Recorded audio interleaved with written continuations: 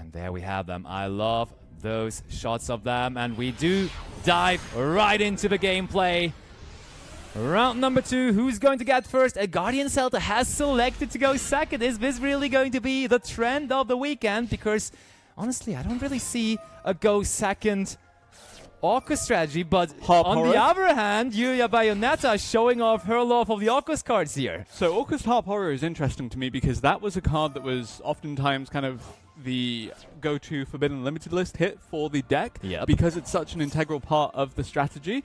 But seeing that now able to just be utilized to open the game for Bayonetta here does suggest that we could very well see this Orcust deck off to as good a start as it possibly could get. For sure, Scrap Recycler is one of the most powerful starts you can have for the deck because you can just send one machine monster from the deck to the graveyard. And now, of course, the link to summon of Galatea, the Orcust Automatron, and that is going to immediately set us another card. And now the choice always is between the powerful trap card of Orcust Crescendo or the powerful field spell Orchestrated Babel. And I mean, that card hasn't been seen too much lately, therefore I'm going to break it down really quickly again.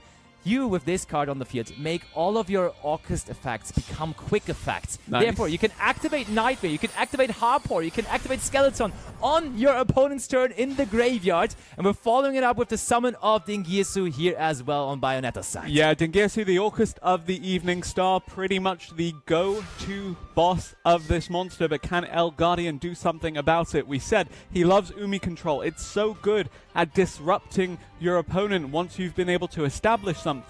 But is he indeed using that this time? I guess we'll see. Here's the underwater field to match it. He does, but I mean, he decided to go second. Oh, that Maxi, I'm sure we just drew there as our 6th card. Otherwise, it would have been activated on the opening turn. Now still able, of course, to get us at least that one draw out of it here. There it is. Summons out Skeleton there, Bayonetta. And El Guardian provided with still 6 cards in hand. Heading into the main phase. And as he chose second here, I would expect him to also be a Tenpai Dragon gamer for this. Yeah, we did mention that that is not the last that we'd expect to see from that strategy. Yes, it did not find a victory in the Colossa versus Josh match. Sorry, Colossa, for bringing that up immediately. But perhaps we see it now come out for El Guardian. The Infinite Impermanence immediately onto Dingirsu, the Orcust of the Evening Star. Harpy's Feather Duster, again, we're just seeing Tenpai card after Tenpai card. Granted, they don't say Tenpai Dragon in the name, but you'd expect it to be. And that one does say Tenpai Dragon in the name. It is the Pydra, able to fetch out one of those powerful spell cards, but no, Crescendo is being chained in the graveyard. Is there something valuable that we can search from our deck here is the question, though. It is an effect that we can also use on our opponent's turn, but it's only going to search a card here, and therefore it might just be follow-up for the next turn. And dealing with follow-up, usually the Tenpai Dragons don't have to worry about that, as you just take the turn you have here, and you may as well make it the last turn of the duel. Exactly that. Tenpai Dragon, they try to finish everything on that turn 2, their very first turn in this game. And Sangen Summoning is often an important component towards that. Now, it's going to activate, it's going to presumably resolve as well, but is there disruption from Julia Bayonetta? We do have a couple of unknown cards in the hand still. Tenpai Dragon Genroku was searched, and immediately when it is searched or added to the hand, it also activates its effect and it is on the field, changing his level to level 4. And there was already the Tenpai Dragon Chandra waiting. All the fire dragons you could wish for here for El Guardian Celta. And we are in the phase that is the determining phase for every duel, usually with the battle phase, but especially for the Tenpai Dragons. You said it was determining in pretty much every duel, and that holds true, especially for Tenpai Dragon. And speaking of them determining something, once they get to a point where they're comfortably synchro summoning, it is pretty much it. We have a full set of the main deck Tenpai Dragons that you'd expect to see in a standard list so far now on the field, and it doesn't look to stop there. Here is the Dora Dora honorary Tenpai Dragon in and of itself, just reinforcing El Guardian Celta here. Julia Bayonetta, is there anything you can do to stop this? They're really, like, it's even tough to find cards that would be able to stop this here. I think possibly a well-timed DD Crow sometimes can at least hinder the Tenpai Dragon deck a little bit in the battle phase, but there is so many of them right now. Even if you get to take one out of them, it's tough to imagine for Bayonetta to withstand this this power that the dragons here are going to enforce. And we said, based on game one, that Tenpai Dragon not off to the greatest start for the tournament. This is definitely the redemption. This is the way to go for the deck. Sangenpai Biden Dragon going to start things off here. Well, not really start things off so much as just continue what you have to imagine will be a very convincing victory for Elgardian Celta and the Tenpai Dragon deck.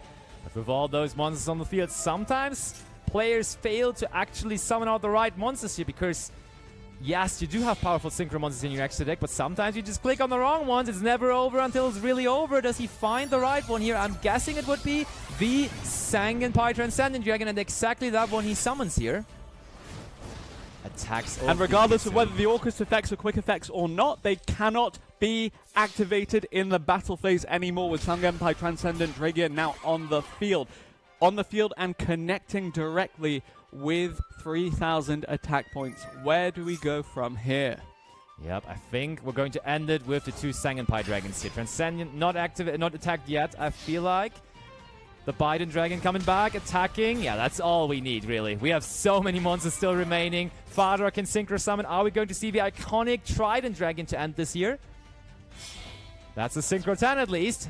Yep, should very well be the Trident Dragon, able to attack for 18,000 points of damage. Doesn't quite need it this time around, though. 2,700 sitting between Julia Bayonetta losing this duel to Elgardian Celta. Tenpai Dragon claiming its first victory so far in this tournament. Elgardian Celta looking to close this one out.